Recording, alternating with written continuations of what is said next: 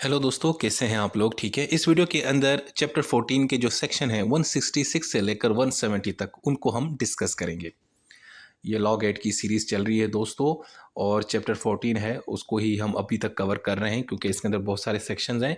तो जनाब 166 के अंदर ये लिखा हुआ है कि अगर एक थाने का जो इंचार्ज है उसको किसी और थाने के हदूद के अंदर कोई चीज़ जाके सर्च करनी है, तो वो जनाब उस थाने का जो इंचार्ज होगा उसको रिक्वेस्ट करेगा कि भाई साहब मुझे ना एक चीज़ चाहिए, मुझे एक सबूत है, मुझे शक है वो आपके इलाके के फ़लाँ जगह पे मौजूद है और मुझे वो सर्च करना है। तो वो उसको कहेगा और वो जो है ना बंदा उस इलाके का जो थाने का जो इंचार्ज है वो अपने बंदों को लेके उस जगह पे सर्च वगैरह करके और जो भी उसको एटम वगैरह जो भी चीज़ मिलेंगे वो रिकवरी करके आके इस बंदे के हवाले करेगा। एक ये सिचुएशन है।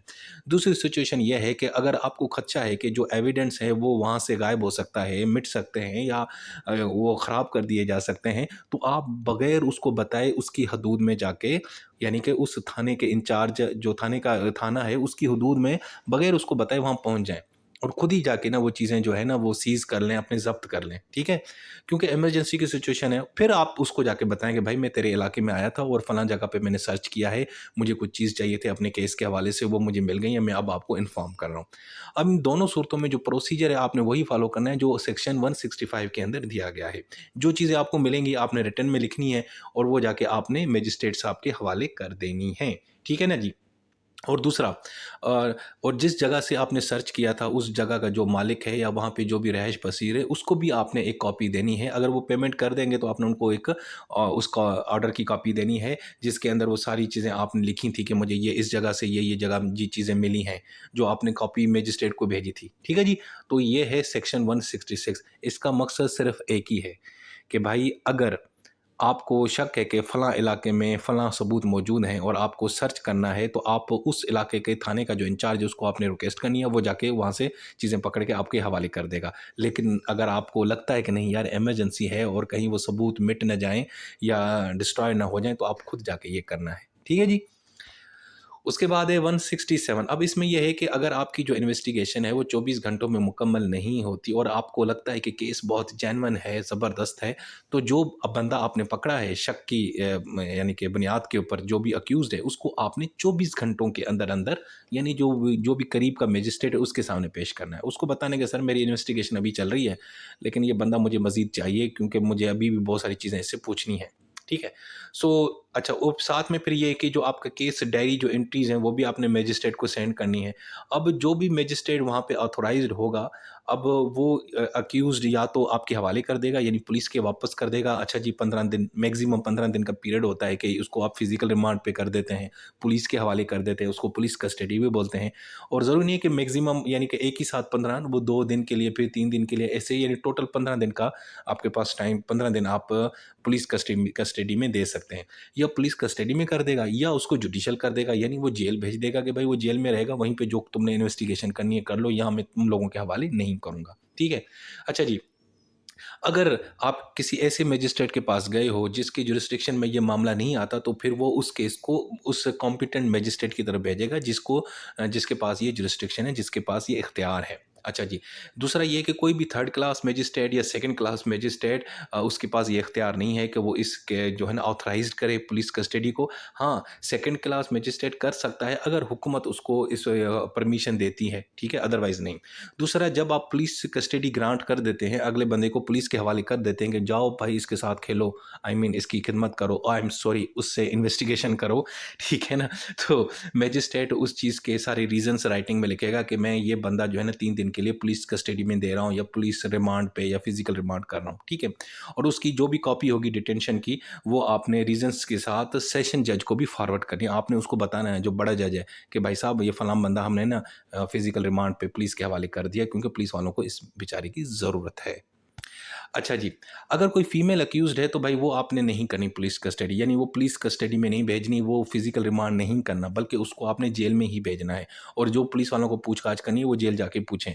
लेकिन उसके लिए भी शर्त ये है कि हाँ, अगर कोई केस कत्ल का है और डकैती का है, यानी बहुत ही सीरियस केस है, तो उस सूरत में आप एक खातून को जो अक्यूज़्ड है उसको पुलिस कस्टडी में दे सकते हैं, अदरवाइज़ बिल्कुल नहीं। अच्छा जी, और दूसरा ये है कि अगर आपको एक फ़ीमेल है, आप चाहते हैं कि नहीं यार जेल में इन्वेस्टिगेशन नहीं हो सकती, हमें उसको किसी और जगह पे लेके जाना है, कहीं पे कुछ भी, तो उसकी एक कंडीशन है कि वो उसके साथ एक फ़ीमेल पुलिस ऑफ़िसर होगी।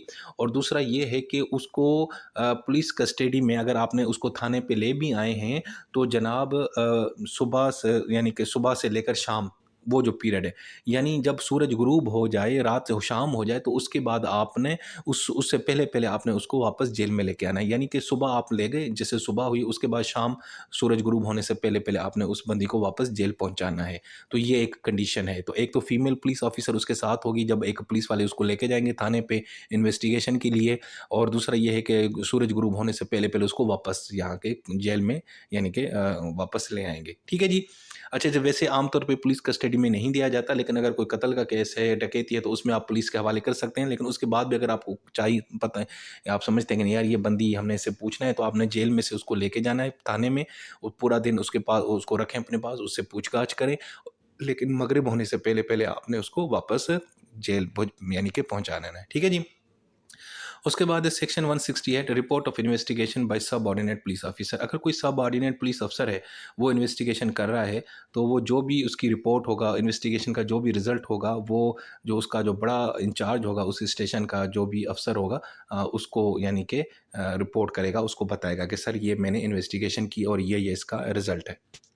उसके बाद है 169 सेक्शन। इसके अंदर क्या है कि अगर कोई अक्यूज्ड, अगर इन्वेस्टिगेशन में आपको पता चलता है कि यार एक बंदे के खिलाफ कोई यानी कि इनसफिशिएंट एविडेंस है, बेचारा ये मुजरिम नहीं है, ये मतलब मासूम है, ये है, तो पुलिस उसको मजिस्ट्रेट की तरफ नहीं भेजेगी। और वो अगर वो उनकी पुलिस के पास कस्टडी में है बंदा, तो वो उसको रिहा भी कर सकते हैं, लेकिन शर्त ये है कि उससे बॉन्ड वगैरह लेंगी, ठीक है ना। और वो जो बॉन्ड है वो विद और विदाउट श्योरिटी भी हो सकता है। बॉन्ड इसलिए यानी कि लिया जाता है ताकि अगर इन केस अगर फ्यूचर में ज़रूरत हो मजिस्ट्रेट साहब को ट्रायल में उस बंदे की या फर्दर प्रोसीडिंग के लिए, तो वो फिर यानी कि अवेलेबल होगा और आएगा। यानी ये उससे एक किस्म की हम ज़मानत, एक किस्म की ज़मानत ले लेते हैं कि भाईजान जब तुम्हें बुलाया जाएगा तुमने आना है, तो वो बॉन्ड वगैरह साइन कर देता है। अगर कोई सबूत नहीं है तो पुलिस वाले वैसे उसको छोड़ देते हैं। उसके बाद है सेक्शन 170। इसमें क्या है?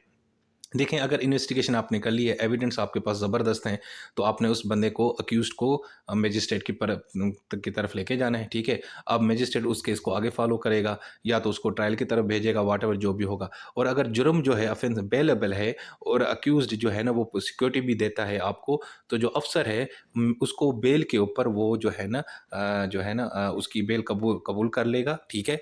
और उसको फिर वो रिहा भी कर सकता है। अच्छा जी, उन्होंने कहा ठीक है, लेकिन साथ उसका मकसद ये होगा बेल का कि जब भी मजिस्ट्रेट साहब अगर फिक्स तारीख पे उसको बुलाएंगे, तो उसने लाजमी वहाँ पे पहुँचना है। अच्छा जी, लेकिन अगर आप अक्यूज़ को फॉरवर्ड करते हैं मजिस्ट्रेट, और जो है ना, तो पुलिस वहाँ पे 2 काम करेगी। एक तो ये है कि अगर आपको कोई भी वेपन वगैरह या आर्टिकल जो मिला है एज़ अ सबूत, वो आपने मजिस्ट्रेट के सामने पेश करना है। और साथ में जिस बंदों ने कंप्लेंट की थी, अगर कोई है कंप्लेनेंट इस केस के अंदर जिसने कोई शिकायत दायर की थी, या कोई एविडेंस हैं जो विटनेसेस हैं, तो उनको भी आपने कहना है कि भाई आप भी एग्जीक्यूट बॉन्ड करें, ताकि अगर मजिस्ट्रेट जब कहे आपको तो आप पहुँचें, ताकि आप केस में मदद, ये ना हो कि जिन्होंने शिकायत लगाई जो गवाह थे वो घूमते फिर रहे हैं और आपके पास कोई है नहीं, तो आपने उनसे भी जो है ना एक दफ़ा बॉन्ड लेना है, ताकि वो भी केस के अंदर मौजूद हों, और जब अदालत उनको बुलाए तो वो वहाँ पे पहुँच जाएँ। ठीक है? दूसरा ये है कि जो भी अफ़सर इनसे एग्जीक्यूट करेगा ना बॉन्ड, वो उसकी एक कॉपी जो है ना बॉन्ड की उस बंदे को भी देगा कि भाई ये देखो तुमने हमारे साथ बॉन्ड साइन किया है, और अगर अदालत तुमको बुलाएगी तो जब भी बुलाएगी तुमने अदालत ज़रूर पेश होना है और हमारे साथ ताउन करना है, ठीक है? और उसकी जो ओरिजिनल बॉन्ड की जो कॉपी है वो मजिस्ट्रेट साहब के हवाले करेगा, ठीक है ना? तो इसका मकसद ये है सेक्शन 170 का, सिंपल इज़ दैट, ये कि भाईजान अगर आपके पास सबूत तगड़े हैं तो बंदे को आपने, और अगर जुर्म बेलेबल है तो बंदे को आपने बेल पे छोड़ दें, ठीक है? वो मसला नहीं है, लेकिन और साथ में बॉन्ड साइन करवा दें, और जब भी आपको ज़रूरत हो तो वो फिर अदालत में पेश हो। और यही काम आपने जो कंप्लेनेंट है या कोई गवाह हैं, विटनेसेस हैं, उनके साथ भी यही करना है, उनसे भी आपने बॉन्ड साइन करवा देना है। जब अदालत उनको बुलाए तो वो अदालत पहुँच जाएँ। ठीक है जी। सो दोस्तों, ये थी हमारी वीडियो। इसके अंदर सेक्शन 166 से लेकर 170 तक मैंने आपको ज़रा आसान अल्फाज़ों में समझाने की कोशिश की है, सिर्फ़ कोशिश की है।